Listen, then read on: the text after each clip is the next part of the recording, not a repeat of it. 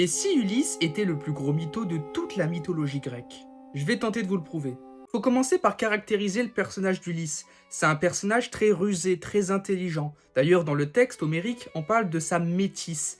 La métisse d'Ulysse, c'est vraiment sa capacité à être prévoyant, à s'adapter à des situations qui sont parfois très complexes. Mais au début de l'œuvre, on ne parle pas vraiment d'Ulysse, on parle surtout de Télémaque, qui a envie de retrouver son père Ulysse qui serait peut-être emprisonné quelque part. Et il s'avère qu'au chant 5, on découvre qu'Ulysse est emprisonné chez Calypso dans une île un petit peu mystérieuse.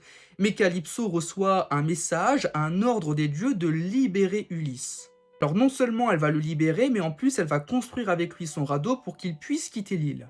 Mais en voulant voyager avec son simple radeau, Poséidon va s'attaquer directement au navire d'Ulysse, il va le démembrer complètement, Ulysse n'aura jusqu'à s'accrocher à sa poutre et va venir se retrouver petit à petit en Phéacie grâce à un fleuve, et il tombera épuisé de fatigue. Et heureusement pour Ulysse, à cette époque-là, c'est l'hospitalité qui prévaut. De fait, le roi des Phéaciens, le roi de Phéacie, le roi Alkinos, va offrir à Ulysse un énorme banquet à son honneur. Mais de fait, les Phéaciens et le roi Alkinos en particulier vont demander à Ulysse comment il a pu se retrouver dans cette situation après la prise de Troie et se retrouver finalement en Phéacie à l'heure actuelle.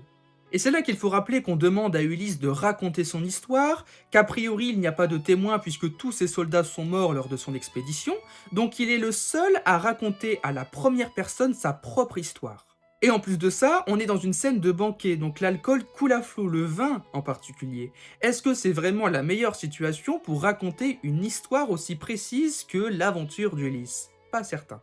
Et c'est là qu'il aurait commencé à mentir pour s'incarner en tant que héros, en parlant des cyclopes, de Circé, des sirènes, et beaucoup l'auraient cru de fait à ce moment-là. Et nous, en tant que lecteurs, on le croit également, parce qu'on se dit, bah c'est Ulysse, c'est un héros, c'est celui qui a gagné la guerre de Troie. Mais est-ce que son propos ne peut pas être remis en cause? Rappelons aussi qu'au moment du banquet, les Phéaciens ont offert de nombreux cadeaux à Ulysse, donc peut-être qu'à ce moment où il racontait ses aventures rocambolesques, il a un petit peu exagéré les choses pour en avoir davantage, et c'est là toute la ruse d'Ulysse. Il y a aussi l'hypothèse qu'Ulysse aurait trompé Pénélope, et il serait resté avec Calypso pendant 7 ans, justement, puisqu'il ne voulait pas retourner à Ithaque. Et donc il aurait inventé un petit peu de toutes pièces cette histoire, ces aventures, pour en plus s'incarner comme un héros alors qu'il aurait trompé Pénélope.